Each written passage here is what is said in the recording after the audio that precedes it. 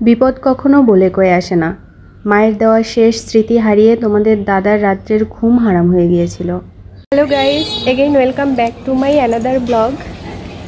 কেমন আছো তোমরা সবাই? আশা করি অনেক অনেক অনেক ভালো আছো।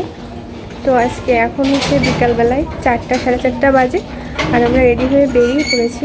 আমরা যাব হচ্ছে বাড়িতে। আমাদের দাদা হচ্ছে আমাদের গাড়িটা বের করছে। আমরা হেলমেট আনতে ভুলে গেছি, হেলমেটটা উপরে রয়ে গেছে। এখন তোমাদের দাদা আবার যাচ্ছে উপরে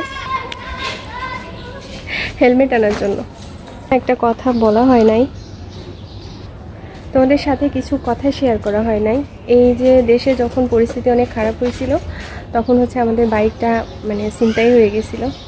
অনেক কষ্টে আমরা বাইকটা আবার ফিরে পেয়েছি।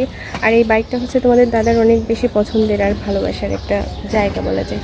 মায়ের দেওয়া এই জিনিসটা হচ্ছে তার অনেক বেশি প্রিয়, আর সেই জিনিসটা যদি হাতছাড়া হয়ে যায়, বলতে গেলে রাতের ঘুম হারাম হয়ে গেছিল তোমাদের দাদার।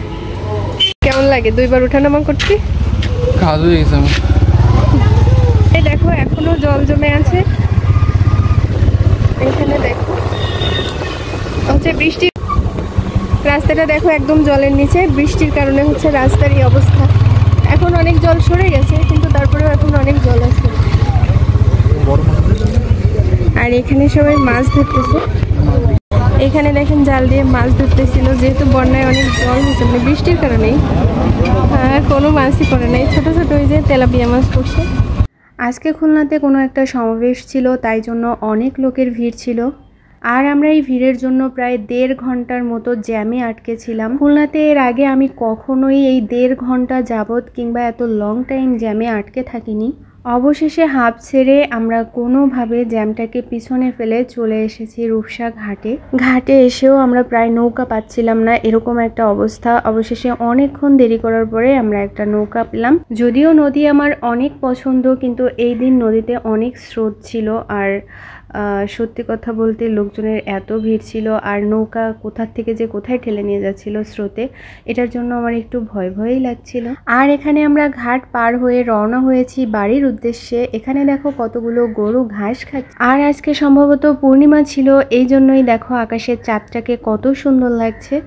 আর এখানে তোমরা দেখতে পাচ্ছ অনেকেই একসাথে মিলে মাছ ধরছে, কারণ তোমরা জানো যে গত কয়েকদিন ধরে অনেক বৃষ্টি হচ্ছিল, তাই জন্য হচ্ছে জলের পরিমাণ এত বেড়ে গিয়েছে যে সবার ঘের একদম জলের সাথে একাকার হয়ে গিয়েছে। তাই মাছগুলো বাইরে চলে এসেছে, তাই জন্য নদীতে অনেক মাছ পড়ছে। আর এই যে বট গাছটা দেখতে পাচ্ছ, এই গাছটা আমাদের অনেক পছন্দের। তোমাদের দাদা গাড়িতে তেল নেওয়ার জন্য দাঁড়িয়েছিল, আর সেই ফাঁকে আমি কিছু খেয়ে নিলাম। যদিও খাবারটা দেখতে সুন্দর ছিল, কিন্তু অনেক বেশি মিষ্টির কারণে লাস্টে আমার আর ভালো লাগেনি। এখন আমরা চলে এসেছি ফকিরহাট। আর আমরা যখনই বাড়ি যাই, বিশেষ করে ফকিরহাট হয়ে যখন বাড়ি যাই, তখন এই দোকানের খাবারটা আমরা কখনোই মিস করি না, কারণ এখানের খাবারের অন্যরকমই একটা টেস্ট। আগে তোমাদেরকে বলে নিই, এই দোকানে তোমরা কি কি পাবে। এখানে পাবে টেস্টি ঝালমুড়ি, ছোলা, ঘুগনি, তার সাথে তো রসুন আর চুইঝাল থাকছেই। এই রসুন আর চুইঝালের জন্যই এই খাবারটার টেস্ট অনেক বেশি বাড়িয়ে দিয়েছে। যাই হোক, একবার দেখে নাও, এটা দেখতে যত লোভনীয়, খেতে কিন্তু ততটাই টেস্টি। তোমাদের বাড়ি যদি ফকিরহাট থেকে থাকে তাহলে তো তোমরা অবশ্যই জানো, আর তোমরা যারা এই দোকানটা সম্পর্কে জানো না, তারা কখনো ফকিরহাট আসলে অবশ্যই টেস্ট করবে। খাওয়া দাওয়া শেষ করে বাড়ির জন্য নিয়ে নিলাম আখ। আর ঠাম্মার যেহেতু দাঁতের অবস্থা খুবই খারাপ, তাই জন্য ঠাম্মার জন্য নিয়ে নিলাম আখের রস।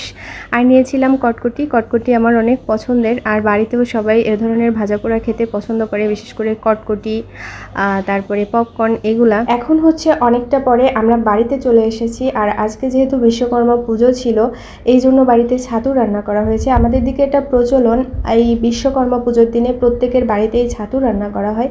ছাতু খেয়ে ভাত খেয়ে তোমাদের দাদারা 11টার দিকে চলে গিয়েছিল মাছ ধরার জন্য। তোমাদেরকে বলেছিলাম বৃষ্টির কারণে নদীতে জল অনেক বেড়েছে, সবার ঘের পেরি ডুবে গিয়েছে, এই জন্য নদীতে অনেক মাছ পাওয়া যাচ্ছে, তাই জন্যই তোমাদের দাদারাও গিয়েছিল মাছ ধরতে। আর দেখো কত মাছ পেয়েছে। আর এই মাছগুলো কিন্তু সবই নদী থেকে ধরা পড়েছে, নদী থেকেই ধরা হয়েছে। আর এখানে কিছু গলদা মাছ পেয়েছিল, তাই ভাই বলছিল যে পুকুরে ছাড়ার জন্য, কারণ এগুলো তখনও বেঁচে ছিল, কিন্তু এই সাদা মাছগুলো বেঁচে ছিল না। এখানে রুই মাছ আছে, কাতলা মাছ আছে, তোমরা দেখতেই পাচ্ছ। আর এই মাছ ধরার জন্যই তোমাদের দাদা তাড়াহুড়ো করে বাড়িতে এসেছে। মাছ ধরাটা বড় কথা না, আনন্দটাই হচ্ছে বড় কথা। এই যে সবাই মিলে নদীতে রাতভর মাছ ধরা, এটাই হচ্ছে মূলত একটা আনন্দের বিষয়। আজকের ব্লগটা এই পর্যন্ত। সবাই ভালো থাকবে, সুস্থ থাকবে, টাটা।